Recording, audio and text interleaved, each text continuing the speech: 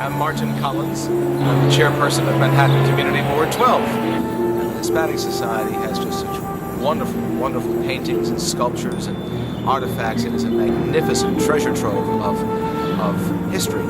The visibility in the community and make more people aware of what's here. Putting an information kiosk, maybe a few banners right here. I think that would certainly increase their foot traffic. People would be inclined to come in here and say, gee, what is all this? Let's go in and take a look.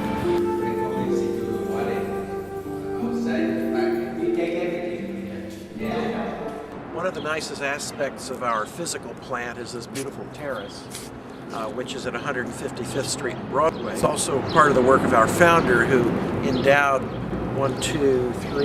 5 institutions and a church on this plot. Tell me about the museums that you like to go to. Well, of course, the Metropolitan, because it's big and it has lots of cool stuff, and you know, the Impressionism was great over there, and the fashion. Have you ever been to the Hispanic Society? No. Okay. And I'm not interested in it. I mean, maybe that's not nice to say. I'm really not interested. No, even though it has one of the largest collections of Spanish art that people come from all over the world to see. Goya's and Velázquez. Didn't know they had such stuff. Okay. I really don't know much about it. Somebody just told me it was over here. I've lived here since October. Yeah. And somebody just told me there was a museum here like a week ago. Right. So I didn't even know it existed. The community in this area is principally Dominican, mostly immigrants from the Dominican Republic. It's the second largest Dominican city in the world. There are some people from Puerto Rico and increasingly a Mexican presence. And we try to serve this community to the extent possible. We have school groups, of course, come in all the time. We have tours in Spanish and in English, but there is a certain amount of problem with actually getting the community involved. Actually, there's two problems. The non-Dominican Hispanics often have a very conflicted feeling about Spain, and since we mix Spain and Latin America together here, we have had some kind of ideological resistance as we've tried to reach out. But there's a bigger issue which has to do with every museum in every country and its audiences. In America, we have not gotten to the point of sophistication that, say, Mexico has arrived at, where working people consider it a normal part of life to go to museums. It's really quite embarrassing if you compare the attendance in a place like Spain and the even higher percentages that you'd get in Mexico of ordinary people using cultural resources to enrich their lives. We don't have that tradition here. And as a result of a community where often both the man and the woman in a family work, sometimes more than one jobs, just simply don't have the leisure time to do a lot of culture consuming. We are free. We have events here. Several times a year we have fiestas on this very plaza. Dominican folk dancing, Latin American jazz, Mexican folk groups singing, all these kind of things. And we put out our brochures all the time in the restaurants and so forth in the area. But it requires really bringing people in groups, and that's where we get our visitorship from the community, is when we bring a church group or a cultural organization or a school group in.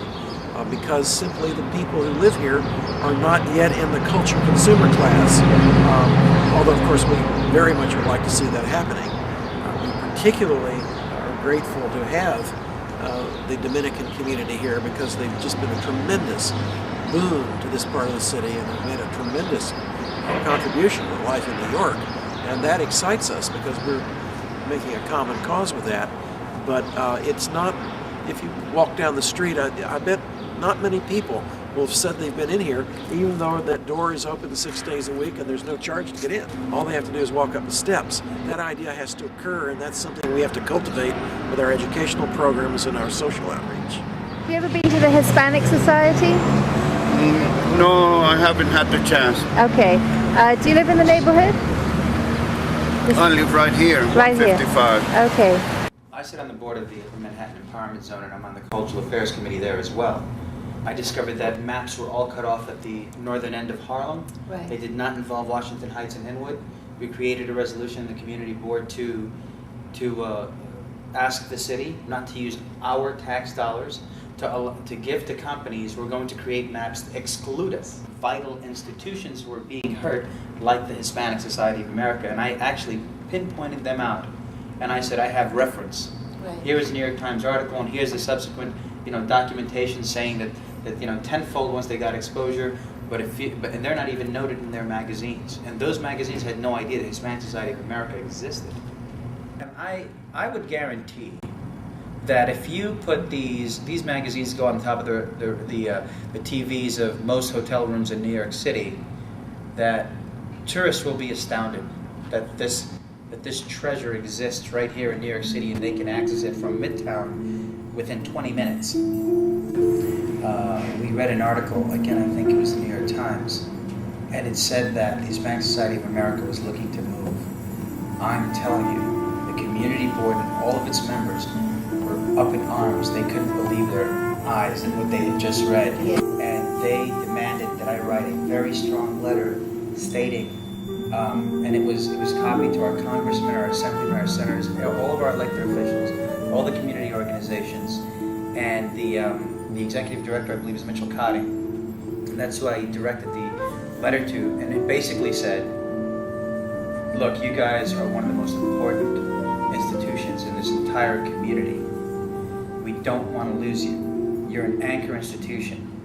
We will do anything. We will work and we will bust our chops to help you stay in our community. We don't want to see you go. If we've got to wring any ears at the federal, the state, the city level, we're going to do that. But we don't want to see you go. If you absolutely must find other space, we still want this used as a museum. We don't want to be a storage facility that's forgotten about in this beautiful, gorgeous structure that they just don't make anymore. Right. And if you're going to open up another facility somewhere else, we still, that's respectable, that's understandable, and they have every right to do what they will. But we still would like this to be a museum for the community as well. Again, we know they're a private institution and they can do it, as they will. Right. But the community would will for them to stay here and to stay vital because they are dearly loved, and I just don't know if they know that.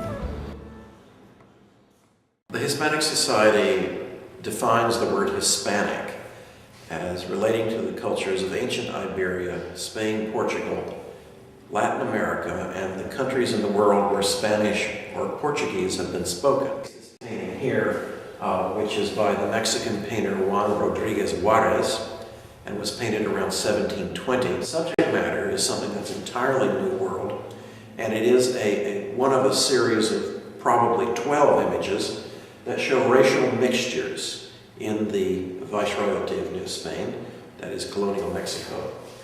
And in this case, we have a gentleman on the right who is partly indigenous of origin and partly European of origin, a mestizo, as they would say, and we still say today. And then his wife on his right, who, as you can see, is dressed as a princess, just a remarkable indigenous costume here.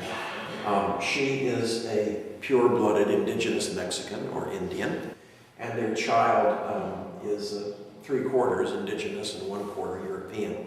And the street word for such a mixture was a coyote, which is the same word as a wolf, but it doesn't mean that. It's just simply a slang name that's applied to this kind of mixture of races.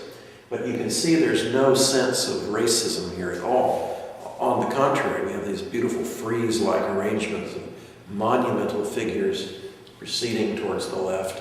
And it's the kind of image we want to have because it speaks very eloquently of the power of New World civilization. It seems to be that most of the people who live around here, they don't really know what is there, so they don't capitalize on what they have.